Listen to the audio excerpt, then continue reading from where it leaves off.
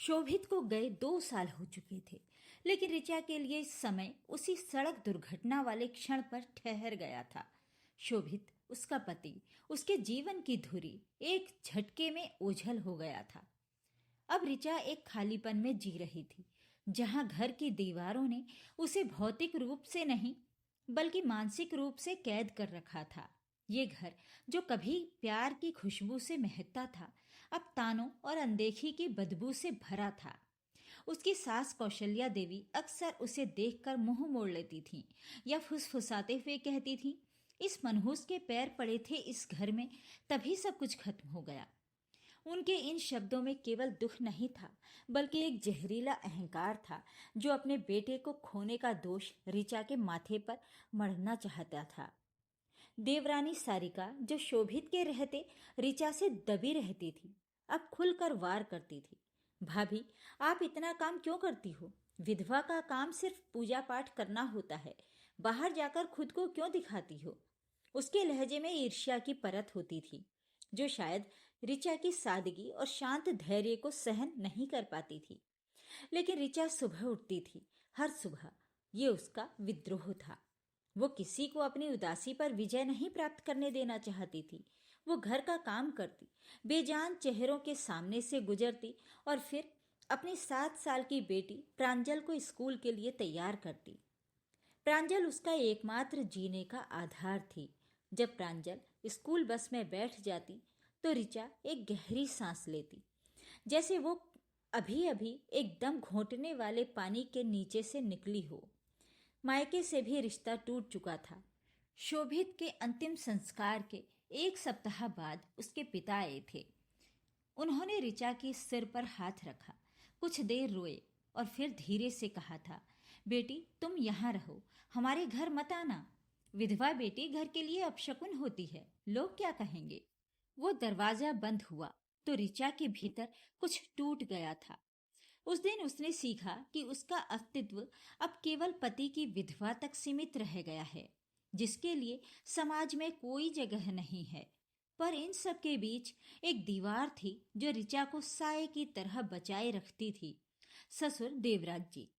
देवराज जी अब 70 पार कर चुके थे, पर उनकी आंखें आज भी ऋचा के दर्द को पढ़ लेती थीं। जब कौशल्या देवी ताना मारती थीं, तो देवराज जी टोक देते। जब सारिका उंगली उठाती, वो उसे चुप करा देते। ऋचा, तू मेरी बेटी है, इन बातों पर ध्यान मत दे, वो उसे दिलासा देते। जब तक मैं हूं, तुझे इस घर से कोई नहीं निकाल सकता। तूने इस घर को अपना खून पसीना दिया है। कौशल्या देवी को ये स्नेह कभी रास नहीं आया। उन्हें लगता था कि देवराज जी का सारा ध्यान अब उन पर से हटकर इस मनहूस बहू पर चला गया है। ये बात उनके अहंकार की जड़ को हर पल कुरेदती रहती थी और उनकी नफरत अब एक खामोश ज्वालामुखी बन चुकी थी। वक्त अपनी रफ्तार से चलता रहा, पर घर का माहौल नहीं बदला। देवराज जी का स्वास्थ्य अब तेजी से बिगड़ने लगा। उन्हें शुगर और दिल की बीमारी ने घेर लिया था। अब इस घर में ऋचा केवल बहू नहीं, बल्कि अदृश्य नर्स बन गई थी। वो सुबह 3 बजे उठकर उनके लिए कम शुगर वाला नाश्ता तैयार करती, समय पर दवाई देती, उन्हें टहलाती और रात को उनका बिस्तर लगाती। डॉक्टर के साथ बातचीत, दवाइयों का हिसाब, यहाँ तक कि उनकी इच्छाएं भी ऋचा ही पूरी करती थी। कौशल्या देवी और सारिका दोनों ने बीमारी की जिम्मेदारी से पूरी तरह पल्ला झाड़ लिया था। वे दूर बैठकर सिर्फ देखती थीं, जैसे ये उनका नहीं बल्कि ऋचा का निजी दायित्व हो। ऋचा ने कभी शिकायत नहीं की। उसे देवराज जी की सेवा में आत्मिक शांति मिलती थी। उन्हें देखकर लगता था कि शोभित का एक हिस्सा अभी भी उसके साथ है। मगर नियति का चक्र क्रूर था। एक सर्दी भरी रात में देवराज जी ने अंतिम सांस ली। ऋचा उनके पास बैठी थी, उनका माथा सहला रही थी। अंतिम क्षणों में उनकी आंखें खुलीं और उन्होंने कांपते होठों से धीरे से ऋचा पुकारा और फिर वो आवाज थम गई। देवराज जी का निधन ऋचा के लिए आखिरी सुरक्षा कवच का गिर जाना था। अंतिम संस्कार के बाद जब घर में सन्नाटा पसरा, कौशल्या देवी ने ऋचा को घूर कर देखा।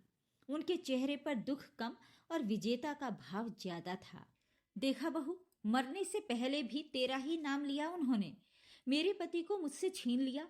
अब तेरे कर्मों का फल तुझे मिलेगा। ये घर तेरा नहीं रहा। वे शब्द ऋचा के कानों में नहीं, सीधे आत्मा में घुसे। वो रात रात भर नहीं सो पाई। उसे लगा जैसे उसका पूरा वजूद ही गलत हो। अगले कुछ दिनों में हालात पूरी तरह बदल गए। कौशल्या देवी ने अपने दोनों छोटे बेटों और सारिका के साथ मिलकर एक अदृश्य दीवार खड़ी कर दी। ऋचा को खाना देर से मिलता, उसकी बेटी को खेलने के लिए डांटा जाता और उसे हर बात पर हिसाब देना पड़ता। एक सुबह कौशल्या देवी ने उसे अपने कमरे में बुलाया। देखो ऋचा, उन्होंने मेज पर कुछ पैसे रखते हुए कहा, तुम्हारे ससुर के रहते हम कुछ नहीं कर पाए। अब यहाँ तुम्हारी कोई जरूरत नहीं है। तुम अकेली हो। अपनी बेटी को लेकर कहीं और अपनी नई दुनिया बसाओ। ये कुछ पैसे रखो और इस घर से हमेशा के लिए चली जाओ। ऋचा ने पैसे नहीं छुए। उसने सिर्फ एक बार कौशल्या देवी की आंखों में देखा। उन आंखों में न कोई पछतावा था, न कोई दया, केवल कठोरता थी। उस पल ऋचा के मन में नफरत ने जन्म नहीं लिया, बल्कि एक ठोस संकल्प ने लिया। वो समझ गई कि स्वाभिमान ही अब उसका सच्चा साथी है। ठीक है माँ जी, ऋचा ने शांत आवाज में कहा, मैं जा रही हूँ, लेकिन मैं आपसे वादा करती हूँ कि मैं अपने पैरों पर खड़ी होऊंगी और कर्म का हिसाब हर हाल में होता है। ये आप एक न एक दिन जरूर समझेंगी। उसने प्रांजल का बस्ता उठाया, अपनी पुरानी अलमारी से कुछ कपड़े निकाले और उन दीवारों को पीछे छोड़कर निकल गई, जो अब कैद खाना बन चुकी थी। हाथ में बस एक पुरानी डायरी थी, जिसमें शोभित की कुछ कविताएं थीं और आंखों में एक आग थी जो उसे अब डरने नहीं दे रही थी। ऋचा ने प्रांजल के साथ एक छोटे से किराए के कमरे में शरण ली। कमरा इतना छोटा था कि प्रांजल की किताबें रखने की भी मुश्किल से जगह थी, लेकिन वो उनकी अपनी दुनिया थी। स्वतंत्रता की खुशबू उस छोटी सी जगह को भी विशाल बना रही थी। संघर्ष के दिन शुरू हो गए। ऋचा ने अपनी पुरानी शिक्षा का सहारा लिया और एक स्कूल में क्लर्क की नौकरी पाली।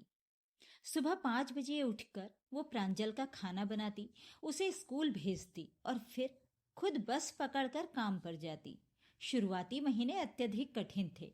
कभी कभी पैसे कम पड़ जाते तो वो सिर्फ चाय पीकर काम चला लेती, ताकि प्रांजल को भरपेट खाना मिल सके। थकान इतनी होती थी कि रात को बिस्तर पर लेटते ही आंख लग जाती थी, मगर हर शाम जब वो प्रांजल को गोद में लेती तो उसका दर्द पिघल जाता। वो कहती, बेटी, कोई कुछ भी कहे, मेहनत करने वाला कभी नहीं हारता। हमारा घर भले ही छोटा हो, पर ये हमारा महल है। प्रांजल अपनी माँ के संघर्ष को समझती थी, इसलिए वो कभी शिकायत नहीं करती थी। धीरे धीरे ऋचा के जीवन में स्थिरता आई। 4 साल बीत गए। ऋचा ने उस दर्द को ताकत में बदल दिया था। वो केवल क्लर्क नहीं थी, अब वो स्कूल के कई प्रशासनिक काम भी संभालती थी और उसकी तनख्वाह भी बढ़ गई थी। उसने पास की एक लाइब्रेरी से किताबें लेकर अपनी पढ़ाई फिर से शुरू कर दी थी। वो मजबूत, आत्मविश्वासी और शांत थी। उसका अकेलापन अब उसका आत्मबल बन चुका था। किस्मत का पहिया अचानक घूमा। एक दिन स्कूल की छुट्टी के बाद ऋचा अपने मेज पर बैठी कुछ कागजात देख रही थी। दरवाजे पर एक बुजुर्ग औरत आकर खड़ी हुई। बाल सफेद और बिखरे हुए, चेहरा झुर्रियों से भरा हुआ, कपड़े मैले और फटे हुए थे। आंखें डर और लाचारी से भरी थीं। बिटिया, जरा एक गिलास पानी मिलेगा? 3 दिन से कुछ खाया नहीं है, वो लगभग कानाफूसी में बोली। ऋचा ने तुरंत उठकर उन्हें पानी का गिलास दिया, पर जैसे ही पानी का गिलास उस औरत ने छुआ, ऋचा का पूरा शरीर कांप उठा। सामने बैठी वो लाचार, भूखी प्यासी औरत कोई और नहीं, उसकी सास कौशल्या देवी थी। समय मानो थम गया। 4 साल पहले जिस औरत ने उसे मनहूस कहकर बेघर करके निकाल दिया था, आज वही उसके सामने भिखारिन की तरह बैठी थी।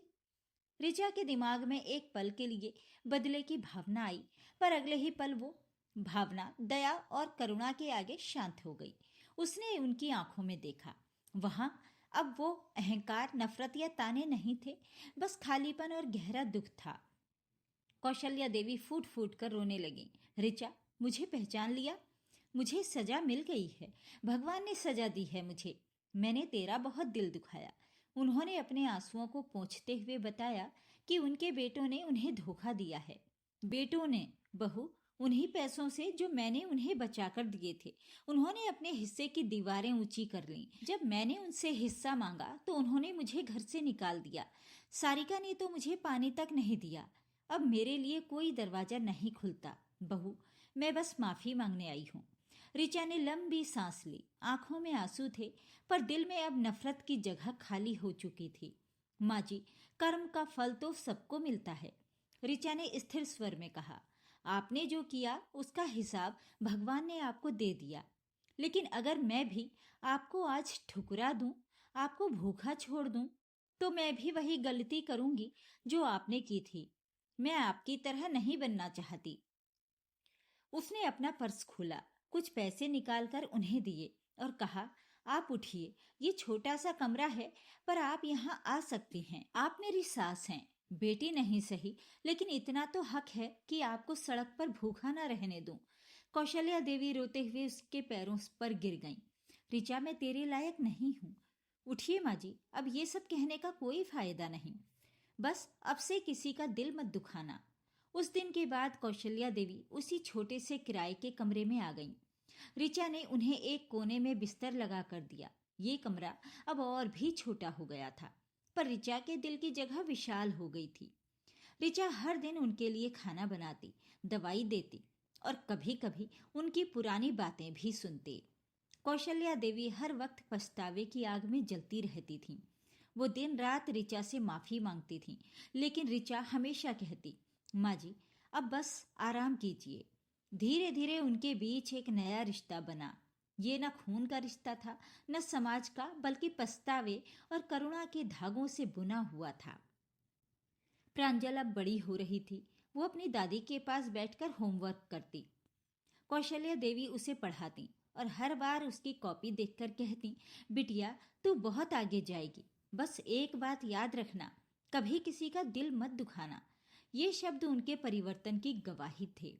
वक्त गुजरता गया, साल बीतते गए। कौशल्या देवी की तबीयत फिर बिगड़ने लगी। एक रात उन्होंने ऋचा का हाथ पकड़ा, जो अब उनका सबसे बड़ा सहारा था। बहू, मुझे स्वर्ग मिल गया। भगवान ने मुझे तेरी ममता दिखाकर सब दिखा दिया। मैंने तुम्हें इतना दुख दिया, पर तुमने मुझे बदले में जीवन दिया। अब मुझे कुछ नहीं चाहिए। बस एक वादा कर, तू किसी से बुरा मत करना, चाहे दुनिया तेरा कुछ भी कर ले। दया सबसे बड़ा धर्म है। ऋचा ने सिर झुकाकर उनकी आंखें बंद की। वादा माँ जी, अब मेरा कर्म ही मेरा धर्म होगा। कुछ दिनों बाद कौशल्या देवी ने शांत मन से उसी छोटे से कमरे में प्राण त्याग दिए। ऋचा ने उनका अंतिम संस्कार उसी तरह किया जैसे कोई सच्ची बेटी करती है। उसने समाज या रिश्तेदारों की परवाह नहीं की। मोहल्ले में चर्चा थी कि बहू ने अपनी सास के लिए वो किया जो आजकल बेटियां भी नहीं करती। जब चिता की आग ठंडी हुई, ऋचा की आंखें आसमान की ओर उठीं। हवा में वही शब्द गूंज रहे थे जो कौशल्या देवी ने कभी उसे ताने मारते हुए कहे थे, पर अब वे एक गहरे दर्शन बन चुके थे। कर्म का फल सबको मिलता है, बस वक्त आने दो। ऋचा ने अपने आंचल से आंसू पोंछे और मन ही मन कहा, भगवान, आपने सिखा दिया कि बदले में नफरत नहीं बल्कि दया देना ही सबसे बड़ा इंसाफ है। उस दिन से उसकी जिंदगी का हर पल शांत हो गया। उसने अपनी मेहनत से प्रांजल को ऊंची शिक्षा दिलवाई, उसे एक प्रतिष्ठित पद पर पहुंचवाया और खुद भी अपनी मेहनत के दम पर उस स्कूल की हेड मिस्ट्रेस बन गई जहां उसने कभी क्लर्क के रूप में शुरुआत की थी। उसके चेहरे की मुस्कान अब उसके बीते दर्द की गवाही नहीं देती थी, बल्कि इस बात का प्रमाण थी कि जो कर्म सही करता है उसके जीवन में देर हो सकती है, अंधेर नहीं। और जब कभी कोई उसके पास अपनी तकलीफ लेकर आता, अपनी निराशा व्यक्त करता, तो वो अपनी मेज पर रखे देवराज जी और शोभित की तस्वीरों को देखती और बस एक ही बात कहती, कर्म का फल सबको मिलता है, बस थोड़ा सब्र रखो और याद रखो, सबसे बड़ा कर्म दया है। तो ये थी आज की कहानी। इस कहानी के बारे में अपनी राय कमेंट बॉक्स में जरूर लिखें। वीडियो को लाइक और शेयर कर दीजिए। चैनल को सब्सक्राइब जरूर कर लीजिए ताकि आपको रोज अच्छी अच्छी कहानियां सुनने को मिलती रहें। तो फिर मिलते हैं एक और कहानी के साथ। नमस्कार।